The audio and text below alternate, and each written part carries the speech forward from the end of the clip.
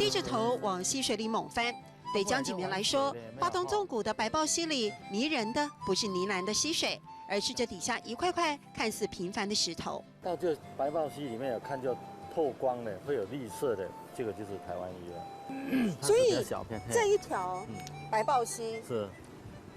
其实是有很多意外之宝，对不对？对，你来到这边的话，你可以，不小心就会踢到宝。台湾玉的全盛时期可回溯到6、70年代，丰田聚落靠产玉繁华一时，而能得到这份大地的礼物，得感谢日本人不是货。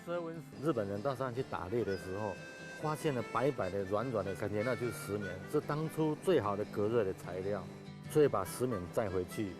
把跟台湾玉、跟石棉共生的台湾玉呢丢掉。那直到什么时候大家发现这是宝？到了50几年，民国50几年的时候，台风、大水偶尔会给下游带来意外的惊喜。江景元和儿子曾在这里捡回500公斤的玉石，现在也常带游客来碰运气。各位哈，前浪会做大量上。就今天很冷，要多穿一件衣服。这是海陆。对。西人讲，今不懂火，爱做加1两3。